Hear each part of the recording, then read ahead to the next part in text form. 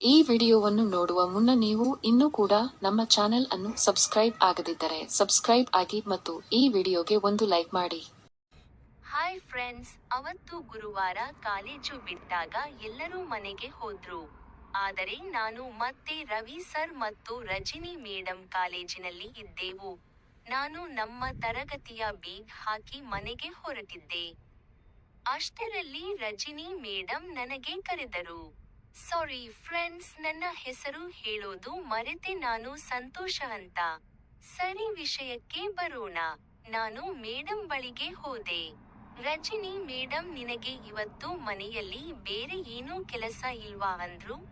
ನಾನು ಇಲ್ಲ ಮೇಡಂ ಅಂದೆ. ಆಗ ಅವರು, ಹಾಗಿದ್ರೆ ನನಗೆ ಯೋಗ ಕಲಿಬೇಕು ಅಂತ ಆಸೆ ಇದೆ, ಆದರೆ ಹೇಗೆ ಮಾಡೋದು ಗೊತ್ತಿಲ್ಲ. ನೀನು ಯೋಗದಲ್ಲಿ ರಾಜ್ಯ ಮಟ್ಟದಲ್ಲಿ ಹೋಗಿ ಬಂದಿದ್ದೀಯಾ ಅಲ್ಲ ಅಂದ್ರು. ಅದಕ್ಕೆ ನಾನು ಹೌದು ಮೇಡಂ ಅಂದೆ.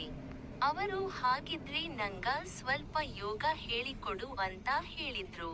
ಅಲ್ಲದೆ ತಮ್ಮ ಮನೆಗೆ ಕಾರಿನಲ್ಲಿ ಕರೆದುಕೊಂಡು ಹೋದರು. ಅವರ ಮನೆ ತಲುಪಿದಾಗ ಮಧ್ಯಾಹ್ನ 3 ಗಂಟೆ ಆಗಿತ್ತು. ಮನೆಯಲ್ಲಿ ಯಾರೂ ಇರಲಿಲ್ಲ. ಮೇಡಂ ಗಂಡ ಕೆಲಸಕ್ಕೆ ಹೋಗಿದ್ದರು. ಮಗಳು ಕೂಡ ಬೇರೆ ಸಿಟಿಯಲ್ಲಿದ್ದುಕೊಂಡು ಓದುತ್ತಿದ್ದಾಳೆ. ನಾನು ಮೇಡಂ ಮನೆಯಲ್ಲಿ ಸೋಫಾದಲ್ಲಿ ಹೋಗಿ ಕುಳಿತುಕೊಂಡೆ. ಆಮೇಲೆ ಜ್ಯೂಸ್ ತಂದು ಕೊಟ್ಟರು. ಆಗ ನಾನು, ಇದೆಲ್ಲ ಯಾಕೆ ಮೇಡಂ ಅಂದೆ. ಪರವಾಗಿಲ್ಲ ಕುಡಿ, ನಾನು ಬಟ್ಟೆ ಬದಲಾಯಿಸಿ ಬರತ್ತೇನೆ ಅಂತ ಹೋದರು. ಸ್ವಲ್ಪ ಹೊತ್ತಿನ ಬಳಿಕ ಟಿ ಶರ್ಟ್ ಪ್ಯಾಂಟ್ ಹಾಕಿಕೊಂಡು ಬಂದರು. ನನ್ನ ಬಳಿ ಬಂದು ದಿನ ಯೋಗ ಹೇಳಿಕೊಡು ಅಂದರು. ಹಾಗೆ ಅವರಿಗೆ ಒಂದೆರಡು ಯೋಗ ಹೇಳಿಕೊಟ್ಟೆ. ಅವರು ಸರಿಯಾಗಿ ಮಾಡಿದರು. ಆದರೆ ಬಟ್ಟೆ ಟೈಟ್ ಇದ್ದ ಕಾರಣಕ್ಕೆ ಯೋಗ ಮಾಡಲು ಕಷ್ಟಪಡುತ್ತಿದ್ದರು. ಹಾಗಾಗಿ ನಾನು, ನಿಮ್ಮ ಬಟ್ಟೆ ಟೈಟ್ ಇದೆ, ಹೀಗಾಗಿ ಯೋಗ ಮಾಡೋಕ್ಕೆ ಕಷ್ಟ ಆಗುತ್ತಿದೆ, ಬಟ್ಟೆ ಲೂಸ್ ಇದ್ರೆ ಒಳ್ಳೆಯದು ಅಂದೆ. ಅದಕ್ಕೆ ಮೇಡಂ, ಆ ತರಹ ಬಟ್ಟೆ ಇಲ್ಲ ಅಂದ್ರು. ಪರವಾಗಿಲ್ಲ ಬಿಡಿ ಅಂತ ಹೇಳಿ ಯೋಗ ಹೇಳಿಕೊಡಲು ಆರಂಭ ಮಾಡಿದೆ. ಮತ್ತೊಂದು ಯೋಗ ಕಲಿಸಿಕೊಡುವಾಗ ಕಾಲು ಅಗಲ ಮಾಡೋಕ್ಕೆ ಹೇಳಿದೆ. ಅವರಿಗೆ ಕಷ್ಟ ಆಗತ್ತಾ ಇತ್ತು, ನನಗೆ ಅಭ್ಯಾಸ ಇತ್ತು. ಅದಕ್ಕೆ ನಾನು, ಮೇಡಂ ಈ ಬಟ್ಟೆಯಲ್ಲಿ ಯೋಗ ಮಾಡೋಕ್ಕೆ ಸರಿ ಆಗೋದಿಲ್ಲ ಅಂದೆ. ಅವರು, ಸರಿ, ಹಾಗಿದ್ರೆ ಬಟ್ಟೆ ಬಿಚ್ಚಿ ಮಾಡುತ್ತೇನೆ ಅಂದ್ರು. ಅವರ ಮಾತು ಕೇಳಿ ನನಗೆ ಮಾತೇ ಬರಲಿಲ್ಲ.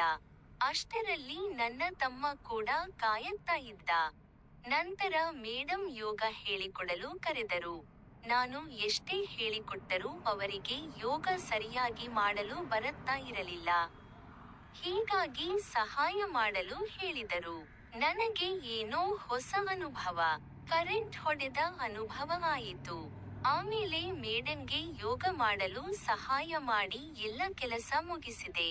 ಅಂದಿನಿಂದ ಪ್ರತಿದಿನ ಅವರಿಗೆ ಯೋಗ ಹೇಳಿಕೊಡುತ್ತಿದ್ದೇನೆ.